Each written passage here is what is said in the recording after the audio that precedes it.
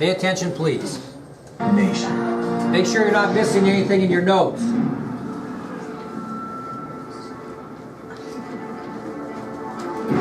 In 1780, the British Army is on a rampage. Well on its way to crushing the revolution once and for all.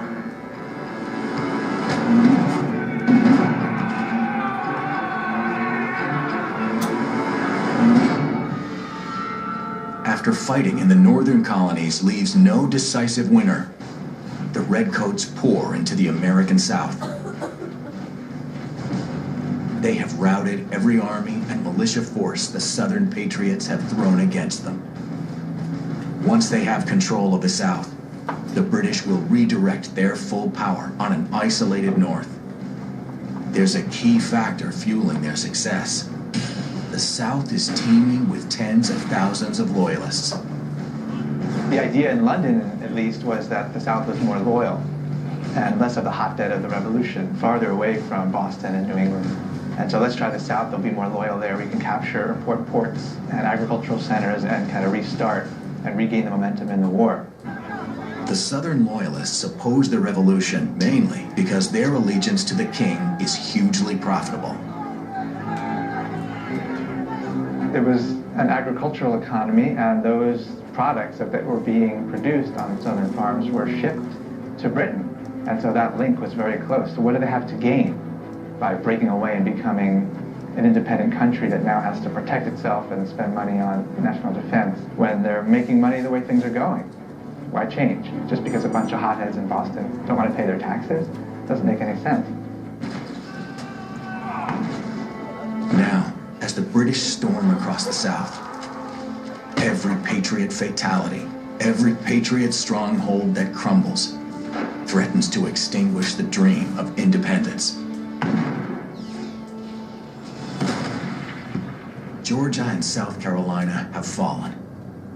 As the Redcoats press inland to the untamed backcountry, they leave Loyalist militias behind to hold the captured territory.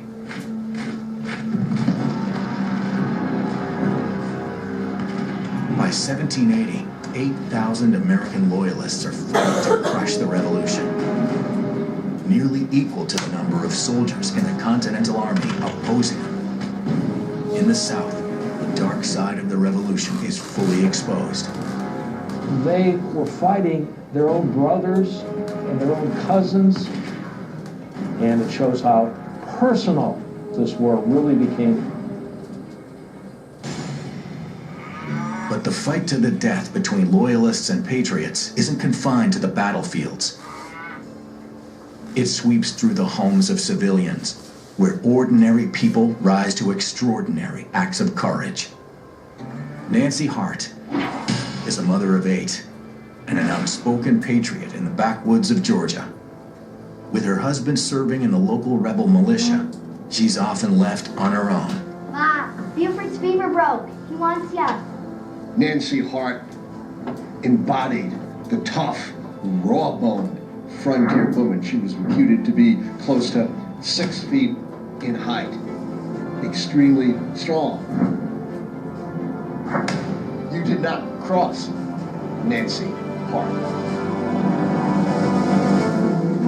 Between her back-breaking chores and tending to her 8 kids, Nancy has found the time to serve the revolution in her own way. As a patriot spy. Because of her height and her somewhat masculine appearance, she could disguise herself as a man.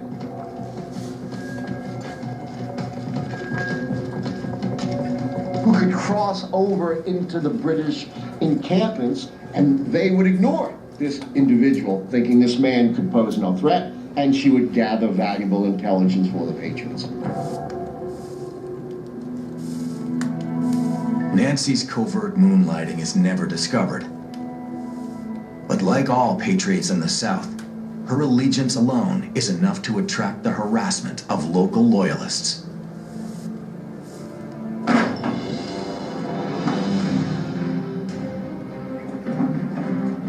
Where is it? This is my Where is it?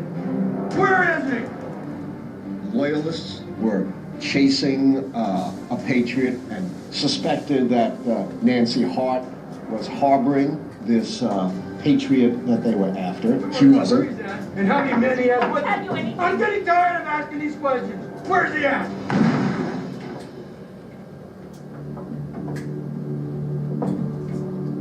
And they decided to intimidate her. The next one is for you. As a patriot, Nancy is fearless. But as a mother, she's terrified. One false move could mean death for her children. So when loyalists order Nancy to cook and feed them her own turkey, What a drink, spirits. she doesn't resist. And speak. And so he says, your horse has told me, sir, you take But she also hatches a plan. What a drink. If she can get the loyalists drunk, she may be able to disarm them and send for help.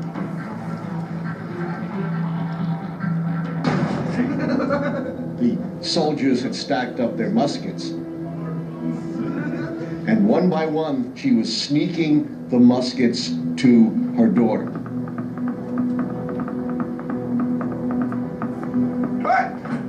Stop! First boy that twitches, I shoot stone dead.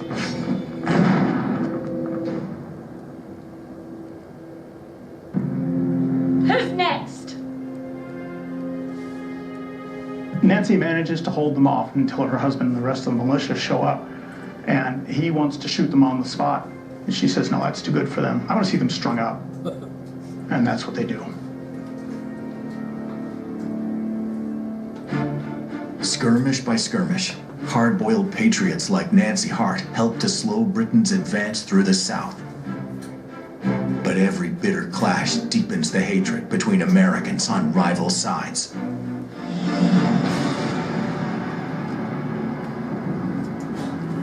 The colonial slaughter reaches its peak at Kings Mountain. Of the 2,000 men fighting on both sides, only one is a British soldier. It's a sneak preview of the carnage to come during the Civil War, 80 years in the nation's future. It encapsulates the reality of how bitter this war was, this partisan action, friend against friend. Thousands more patriots will die before the revolution is over. But most of them will lose their lives nowhere near a battlefield. RW2. As the Revolutionary War rages in the South, thousands of American prisoners are being held on 16 retired British warships in New York.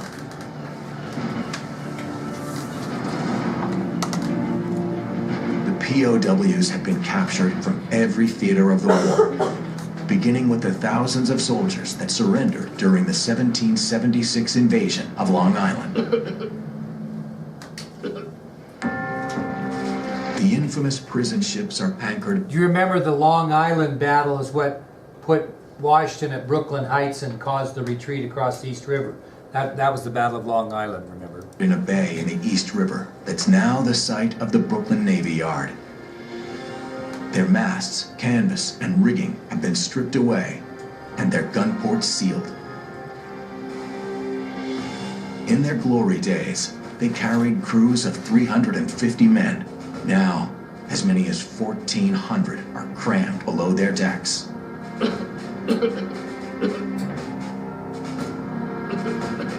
Other than the prisoners and their guards, humanitarian Elizabeth Bergen is one of the few witnesses to what takes place here. Thank you, Miss. Elizabeth Bergen makes regular trips to the prison ships, providing food and supplies and comfort to the men there. The British only allow women to perform that role as a security measure. And she sees the conditions under which the men are being held there, and she's horrified.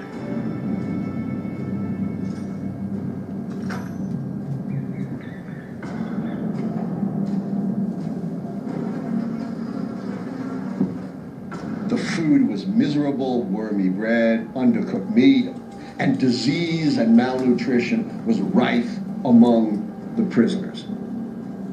One soldier wrote that the air was so thick, disgusting below deck that you couldn't even light a candle. There wasn't enough oxygen. All these men jammed together with no ventilation. Illnesses swept through the prison ships constantly. People would die every day, literally 10, 12 people would die every day.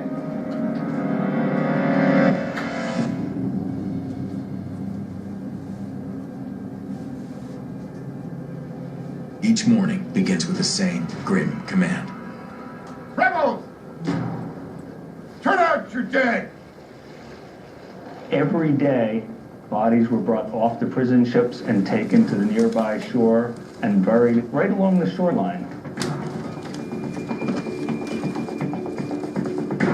The British have a standing offer. If they will join the British Navy and swear loyalty to the king, they're free. And instead, these men chose agonizing death over turning traitor. These courageous prisoners would rather die as patriots than live as British subjects. Their only other chance for survival is escape. But without help from someone on the outside, most prisoners know that the odds of success are close to zero.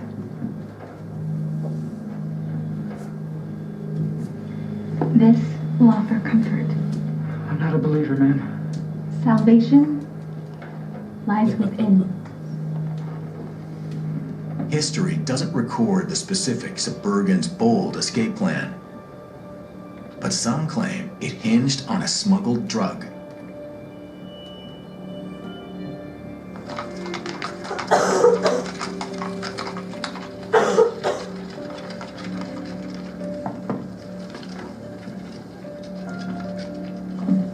Bergen knows that trying to free the king's prisoners invites a death sentence.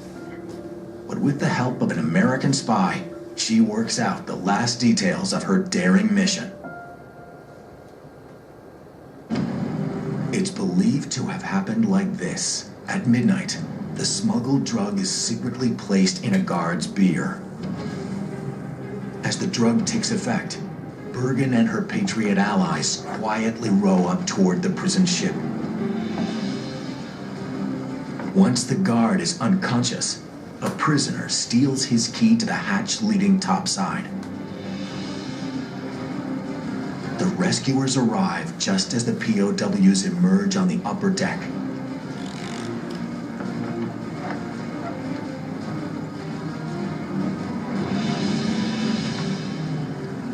And are transported across New York Harbor to safety.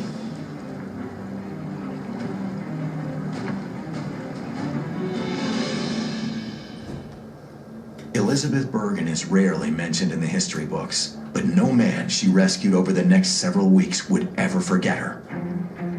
She may have been responsible for the escape of as many as 200 prisoners, an extraordinary number for the daring do of a single individual.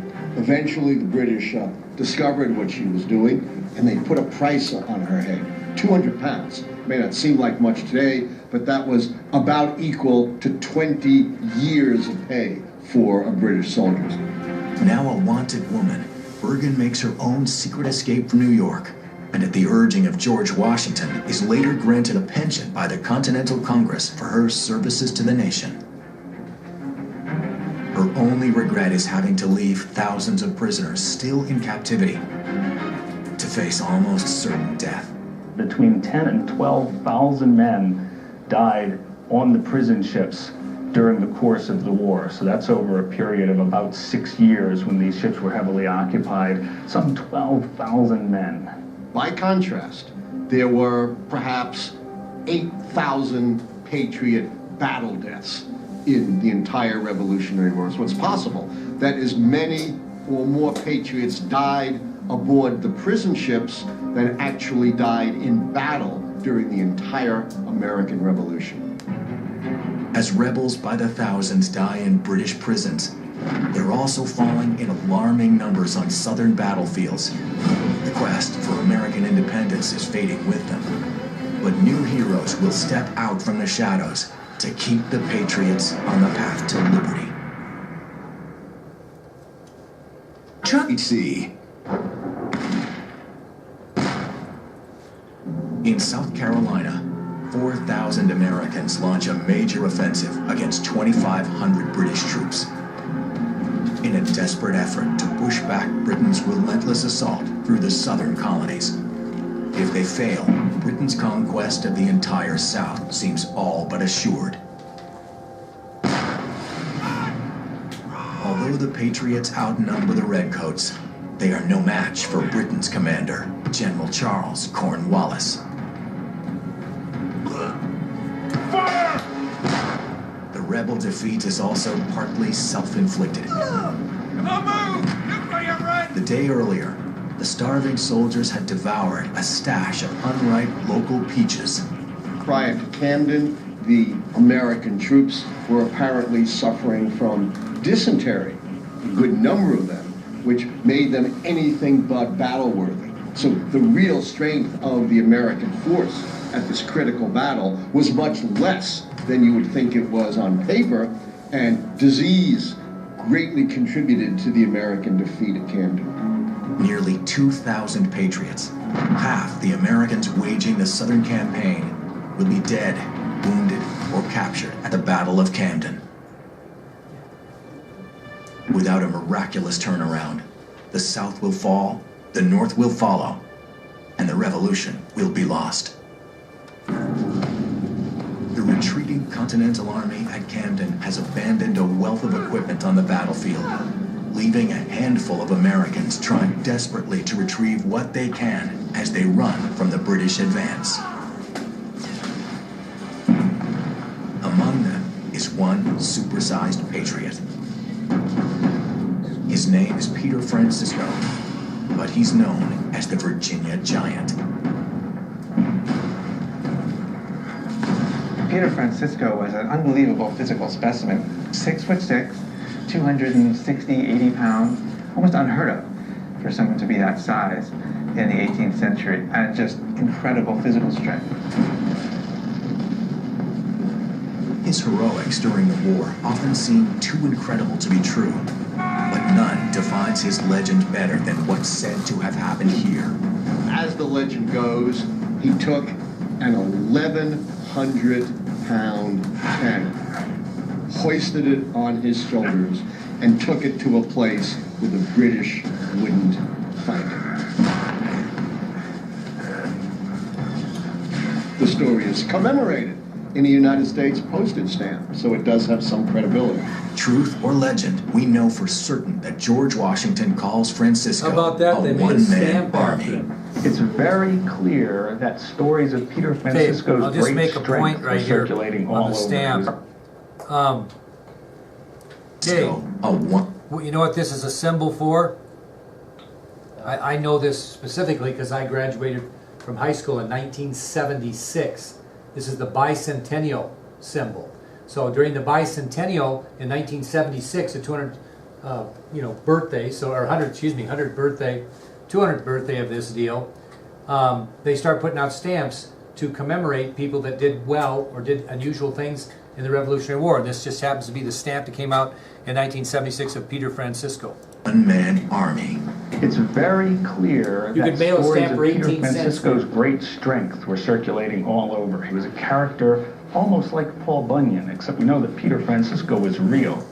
We believe he was Portuguese, born in the Portuguese Azores, but we have no idea how and why he got to America.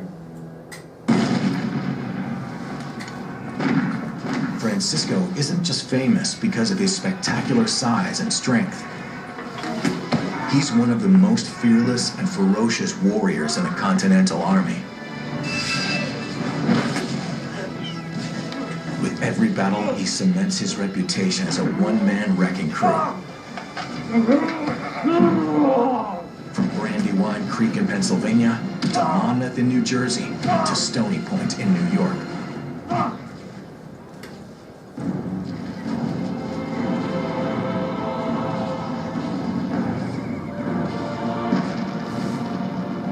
But Francisco's brawn and bravery have made barely a dent in the British onslaught across the South. After routing the Patriots at Camden, Cornwallis and his troops have swept north into North Carolina.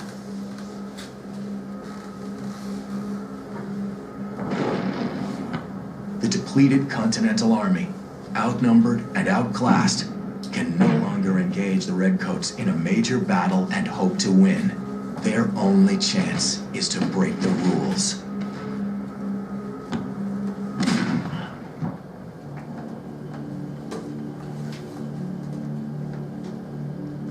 George Washington assigns a new general to lead the Southern campaign, his most trusted officer, Rhode Islander Nathaniel Greene, who proposes a very unconventional game plan.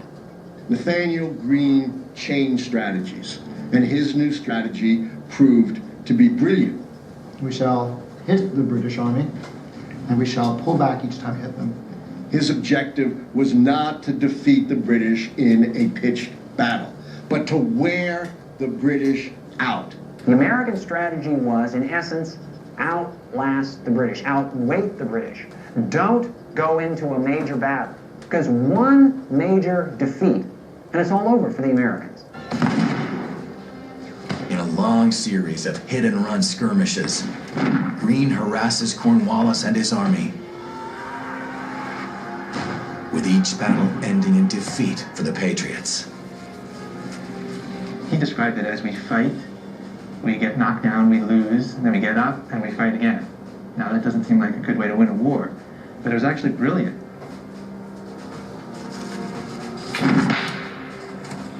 They chase him through North Carolina, and Cornwallis realizes after a number of these victories over Greene and his forces that he's now several hundred miles away from his supply bases. Brilliant strategic move